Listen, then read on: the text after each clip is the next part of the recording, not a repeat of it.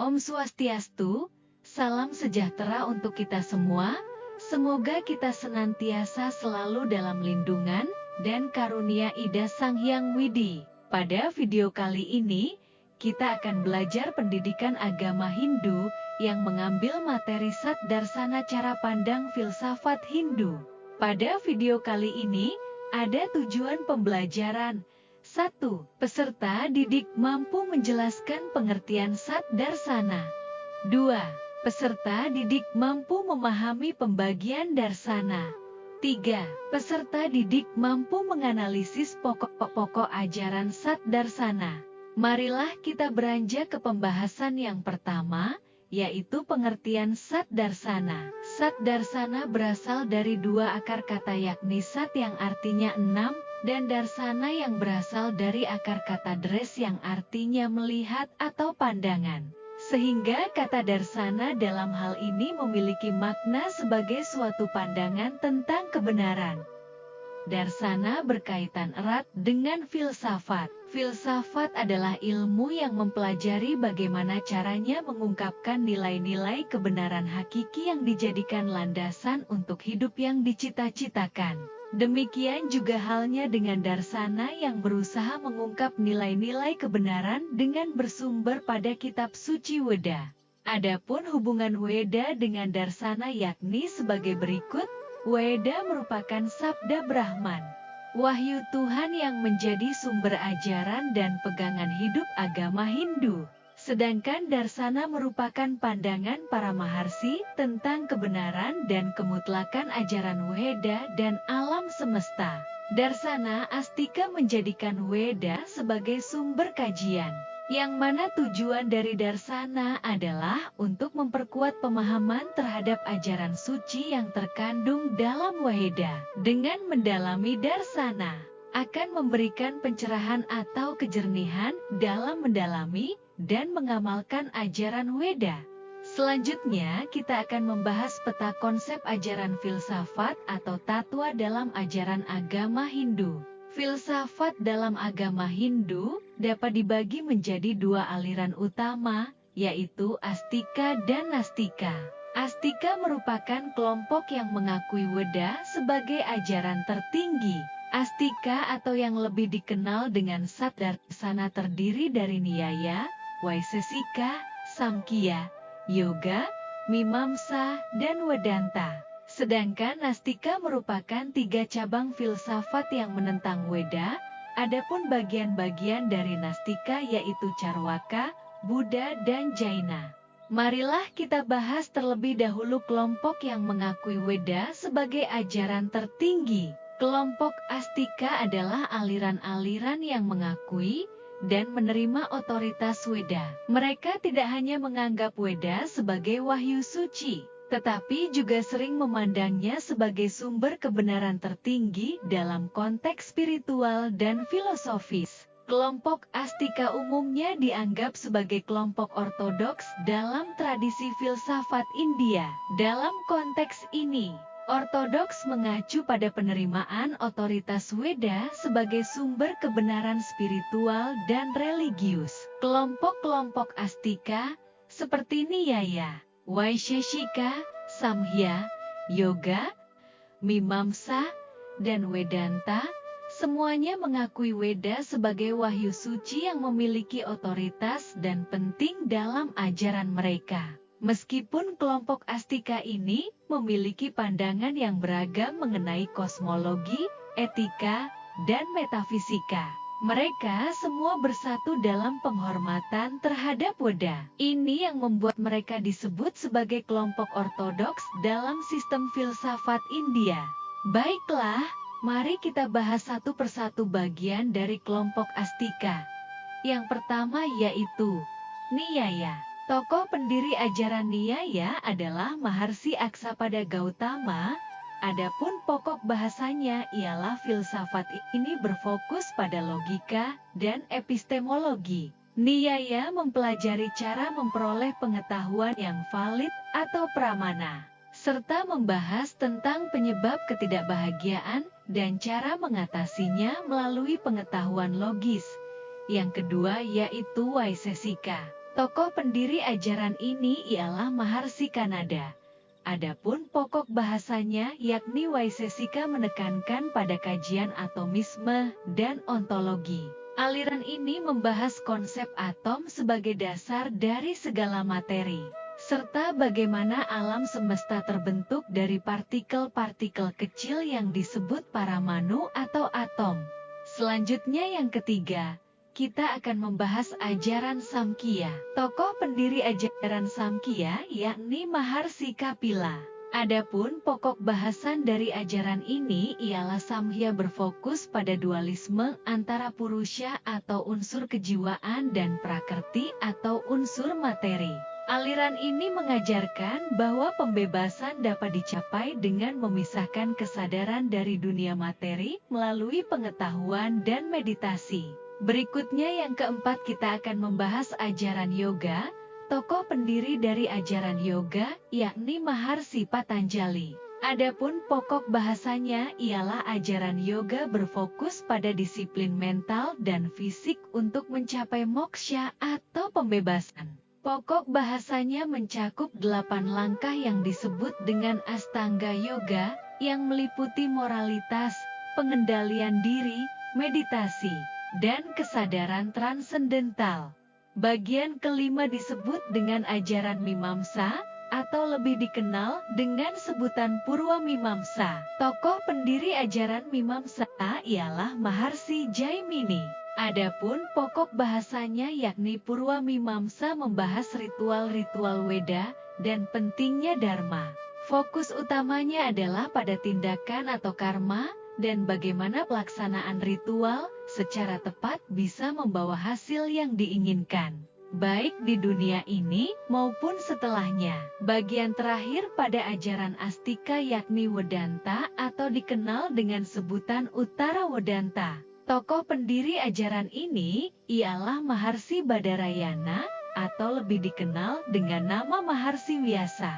Pokok bahasanya ialah ajaran Vedanta mengkaji esensi ajaran Upanishad dan membahas sifat Tuhan atau Brahman, jiwa atau Atman, dan hubungan antara keduanya. Aliran ini menekankan pada pembebasan melalui pengetahuan spiritual dan pemahaman mendalam tentang realitas tertinggi. Berikutnya, kita akan membahas kelompok yang menolak kebenaran dari Weda, yakni kelompok Nastika. Kelompok ini dianggap sebagai kelompok heterodoks karena mereka menolak otoritas Veda dan mengembangkan sistem ajaran yang berbeda. Kelompok-kelompok ini mencakup Karwaka, Buddha, dan Jaina. Baiklah, kita akan membahas satu persatu ajaran dari kelompok Nastika. Yang pertama kita akan membahas ajaran Charwaka. Tokoh pendiri ajaran ini ialah Maharsi Brahaspati. Adapun pokok bahasanya, Charwaka adalah aliran materialis dan ateis dalam filsafat India. Aliran ini menolak konsep jiwa, karma, reinkarnasi, dan kehidupan setelah mati. Mereka berpendapat bahwa realitas terbatas pada materi dan indera, serta satu-satunya sumber pengetahuan adalah persepsi langsung. Charwaka menekankan hedonisme, yaitu bahwa tujuan hidup adalah memperoleh kesenangan fisik dan menghindari rasa sakit, karena tidak ada kehidupan setelah kematian. Pada bagian kedua, kita akan membahas ajaran Buddha. Tokoh pendiri ajaran ini adalah Siddhartha Gautama. Adapun pokok bahasanya, ajaran Buddha menolak otoritas Weda dan ritual-ritual Weda sebagai jalan menuju pencerahan. Pokok ajaran Buddha adalah 4 kebenaran mulia, yaitu dukkha, samudaya, nirodha, magga, dan jalan mulia berunsur 8 yang mengajarkan cara mengakhiri penderitaan atau dukkha dan mencapai nirvana, atau kebebasan dari siklus kelahiran dan kematian atau samsara. Ajaran Buddha menolak konsep Atman atau jiwa tetap dan mengajarkan Anatman atau tiadanya jiwa yang tetap, serta menekankan pada pemahaman impermanensi atau ketidakkekalan segala sesuatu. Ajaran Buddha lebih bersifat agnostik dalam pandangannya tentang Tuhan. dengan beberapa aliran, bahkan secara eksplisit menolak gagasan tentang pencipta. Jaina adalah ajaran terakhir pada kelompok Nastika. Tokoh pendiri ajaran Jaina adalah Mahavira. Ia merupakan tokoh utama dan penyempurna ajaran Jainisme, meskipun tradisi Jainisme mengklaim adanya 24 Tirtankara, dengan Rishabha sebagai Tirtankara pertama. Adapun pokok bahasan dari ajaran ini ialah Jaina merupakan aliran yang berfokus pada ahimsa atau non-kekerasan dan asketisisme atau pengekangan diri. Mereka mengajarkan bahwa dunia terdiri dari dua unsur utama, yakni unsur jiwa dan unsur ajiwa atau materi tidak hidup. Pembebasan atau moksha dapat dicapai melalui pengetahuan yang benar, keyakinan yang benar, dan perilaku yang benar, dengan penekanan pada disiplin ketat untuk membebaskan jiwa dari ikatan materi. Jaina menolak konsep Tuhan sebagai pencipta, namun mereka percaya pada keberadaan jiwa-jiwa yang telah mencapai pembebasan. Nah, pada bagian ini, kita akan membahas secara khusus mengenai apa sebenarnya penyebab kelompok Nastika menolak otoritas atau kebenaran dari Weda. Alasan pertama mengapa kelompok Nastika menolak otoritas Weda adalah karena adanya sikap skeptisisme terhadap kewenangan Weda. Kelompok-kelompok Nastika mempertanyakan otoritas Weda karena mereka menganggap teks-teks tersebut sebagai produk manusia biasa, bukan sebagai wahyu Tuhan. Misalnya, aliran Carwaka menganggap Weda sebagai karya buatan manusia yang tidak memiliki validitas sebagai sumber pengetahuan. Alasan kedua, karena kelompok ini memiliki pandangan filosofis yang berbeda. Kelompok-kelompok seperti Buddha dan Jaina memiliki filosofi yang sangat berbeda dengan ajaran yang diajarkan dalam Weda. Misalnya, Buddha mengajarkan konsep anatta atau tidak adanya diri dan patikasamuppada atau hukum sebab akibat yang bertentangan dengan ajaran Weda tentang Atman dan Brahman. Jaina, di sisi lain, menekankan pada konsep karma dan jiwa individu tanpa menyertakan ide-ide Brahman atau Atman seperti yang ada dalam Weda. Alasan berikutnya adalah karena adanya penolakan terhadap ritualisme Weda. Nastika menolak ritual-ritual yang dipromosikan dalam Weda, terutama karena dianggap tidak relevan atau tidak efektif dalam mencapai pembebasan atau kebahagiaan. Selanjutnya, karena adanya kritik terhadap sistem kasta. Weda dan teks-teks terkaitnya seringkali dikaitkan dengan legitimasi sistem kasta. Kelompok Nastika seperti Buddha dan Jaina menolak sistem kasta dan diskriminasi yang mereka lihat didukung oleh otoritas Weda. Buddha, misalnya, menekankan kesetaraan dan mengajarkan bahwa kebebasan spiritual terbuka bagi semua tanpa memandang kasta. Alasan terakhir, karena kelompok ini lebih menekankan pendekatan rasionalisme dan empirisme. Kelompok seperti Carwaka menganut pendekatan yang sangat empiris dan rasional dalam memandang dunia. Mereka menolak hal-hal yang tidak dapat dibuktikan melalui pengalaman langsung atau akal.